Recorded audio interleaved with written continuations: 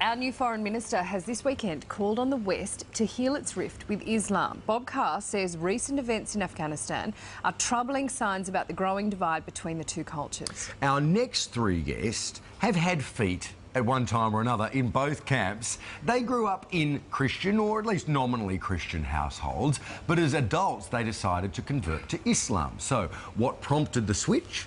Susan Carland is a lecturer at Monash University in Melbourne. David Stanley is an electrician from Sydney, and Stacey Mohammed is a 25-year-old mum from Brisbane. Good morning to you all, and thanks for joining us. Good morning. Susan, if I can start with you, what prompted your decision to convert to Islam?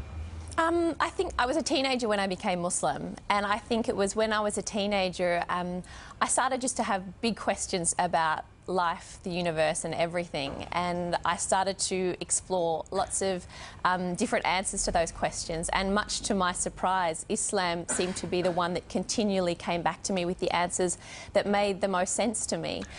So eventually, yeah, when I was 19 I decided to convert. You say you were nominally Christian beforehand. Was your faith always a strong part of your life? Yeah, absolutely. I knew that I always believed in God, and I was raised in a household where we did go to church and those sort of things.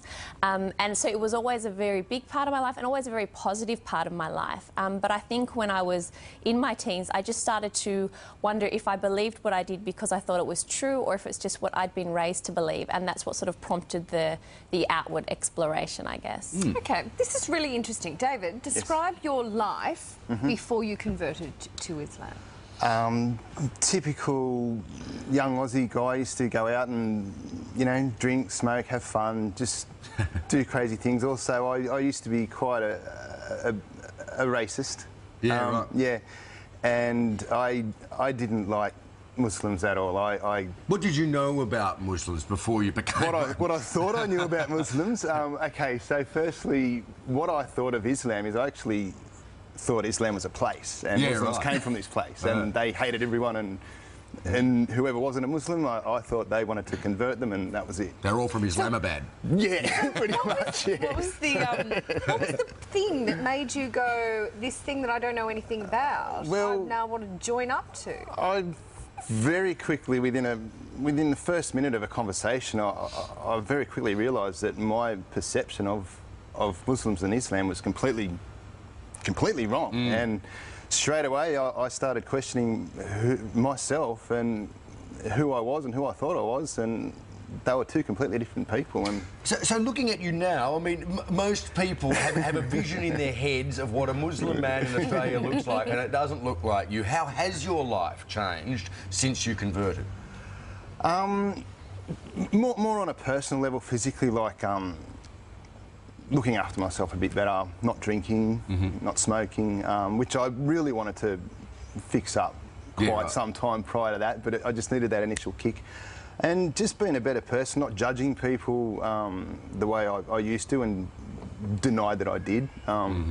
Just more look at myself and fix myself instead of worry about what's happening out there. So more thoughtful about your own life. Yeah, which then cascades throughout to other people that you interact Just with. before we need to bring Stacey in as well, but I just really want to say, what was it other religions do you think are not as introspective? There's obviously not as much focus on health, but they don't force you to be a better person? No, totally not. It just wasn't working for me. Yeah, like I tried, other things, and in my heart it just wasn't sitting right, I'm not saying anything wrong about them, just for me it didn't work. So Stacey, you also had what many would describe as a typically Australian upbringing.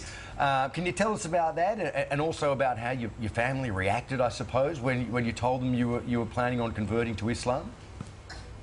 Yeah, my family, they're very supportive. I grew up in a very small country town in northern New South Wales.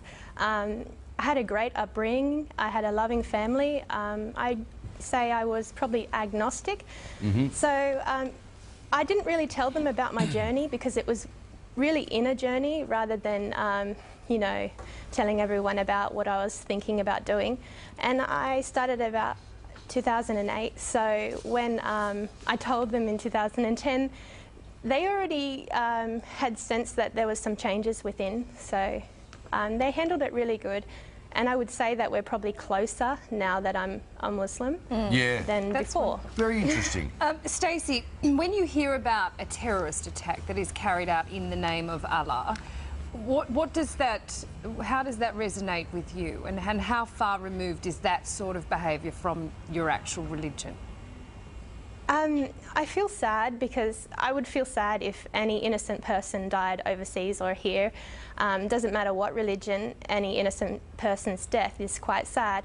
But I also feel sad because my religion is misrepresented, and I know in myself what Islam is, but you can't really show that on a 30-second news clip every night. So it's quite complex. And I feel like quite sad because I'm going to be representing Islam and people are going to look at me like I'm linked to terrorism. So that's not how I want my life to be and how I want my son's life to be when he grows up. So it's quite sad.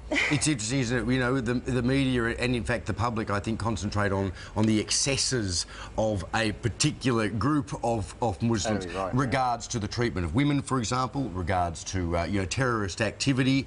But we don't look at the Irish, for example, who blew each other up for, you know, 100 years and say, oh, it's because they're Christians, they're all terrorists. You know, we don't look at people in the deep south of America who have a very strict attitude towards the place of women in their house and feel fearful of them because of the way they treat their women, you know. I guess it's one of those things. It's about education, isn't it? Totally. Islam did become, you know, post September 11, a religion that was not really known about and therefore feared. And then all of a sudden it's, oh wow, it's all this killing because of Islam, and so of course it's going to instill the fear into normal everyday people. I mean, you know, I think it's a discussion definitely worth having, and we'll have to have it some other time because we're out of time right now. But yeah.